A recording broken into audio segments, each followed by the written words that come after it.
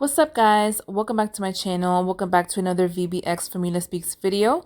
And for today's video, I will be talking about two Dominicans who have contributed to Black history here in the United States. So the person that emailed me included these two individuals, and they said how it's important for people to know that Black Latinos and Afro-Caribbean people have always been a part of the Black community here in the United States, and that they have contributed both culturally and politically to Black culture here in the U.S. Esteban Hotesse was a member of the famed Tuskegee Airmen, as well as one of the few people born in a Spanish-speaking nation to serve the United States during World War II. Hotesse was born on February 11, 1919, in the town of Moca, Dominican Republic. On November 1, 1923, at the young age of 4, he, his mother, and his sister departed Moca for New York City. After traveling through Ellis Island, they took up residence in Manhattan. Little is known of Hotesse from this point until he enlisted in the United States Army Corps on February 21, 1942. After his enlistment, Hotesse was assigned to the 619th Bomb Squadron.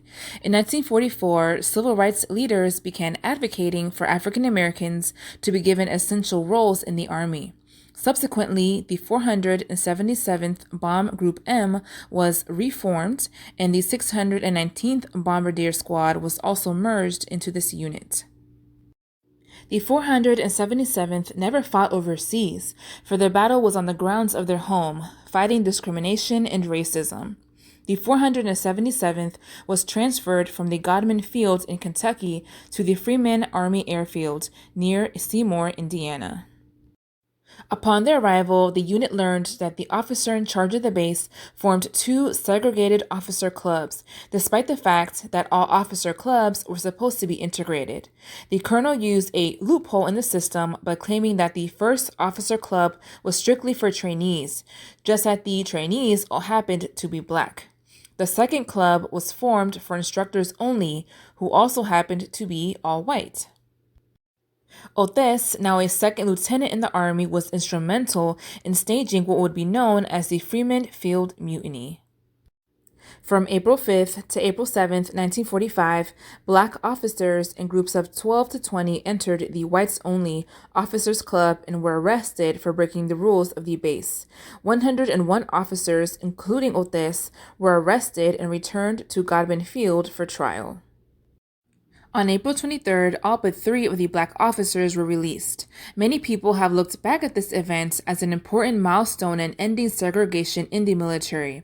It has also been perceived as a model of civil disobedience used in the civil rights movements of the later years. On July 8, 1945, Hotesse and his 5-member crew undertook a training exercise on the B25 Mitchell.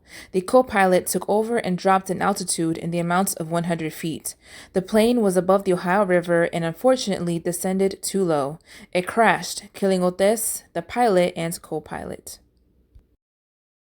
His efforts would have gone unnoticed if not for the discovery of his papers by scholars during their research on the contributions of Dominicans to the history of America. In 2016, the Dominican Studies Institute at CUNY held an exhibit at the Dominican Studies Institute Library to honor the contributions made by Hotesse during his enlistment. And now we will take a look at the beautiful Lourdes or Loulou Guerrero. Few people may know that one of the first Black women ever to appear as a regular performer on a national television show was a Dominicana, Lourdes Loulou Guerrero, whose career as a model for the iconic lifestyle magazines Ebony and the now digital-only Jet magazine in the mid-1950s and until 1960 made her a key part of Black culture in the United States at a time when these magazines played an important role in connecting different aspects of Black life, from politics, entertainment, education, and fashion. Lourdes was born in what was then known as Ciudad Trujillo, Dominican Republic, today Santo Domingo, on March 7th in the late 1930s. Her father was a musician, which she shares is where she got her intuition for music, and her mother was a seamstress for Trujillo's family.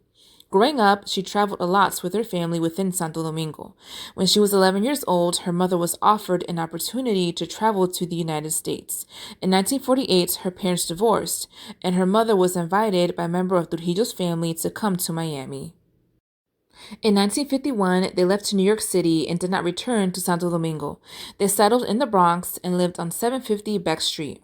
Despite the family's inability to speak English, Lourdes says that things went pretty well for them. Her entry into modeling kind of happened on a whim because she had never desired it or even thought of studying it. In 1954, at the age of 17, she became acquainted with a family friend and representative of the Grace del Marco Modeling Agency, which was the only modeling school opened to minorities and African Americans in the United States, and has served as a ground for so-called Black Beauty for decades. Her first modeling job was with Jet magazine when she appeared on the cover of the April 14, 1955 issue. Jet magazine had her on the cover for a second time on March 22, 1956. A few months later, she was on the cover of Lady Beautiful magazine, June 1956. In the fall of 1958, 20-year-old Lourdes was recommended to audition to be on the Jackie Gleason show. Out of 500 contestants, only 6 would be needed for the show, and the day she auditioned, there were only 4 or 5 other Black models there. When they announced that Lourdes was one of the women chosen to be on the show, many news publications covered the story. Lourdes had set a milestone for being the second Black woman chosen to perform on a national television show.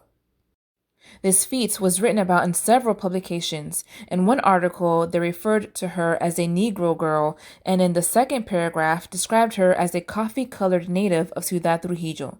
These descriptors were very common during the Jim Crow era. Guerrero would eventually go on to pursue singing. While her modeling career was short-lived, she was one of the top Black models in the country from the mid to late 1950s. Lourdes Guerrero was part of a generation that made a profound impact in shifting the world's perception of beauty to begin to include Black women whose beauty had been ignored. And that concludes this video, guys. I hope that you all enjoyed it. Don't forget to like, comment, and subscribe, and I'll check you all in the next one. Bye!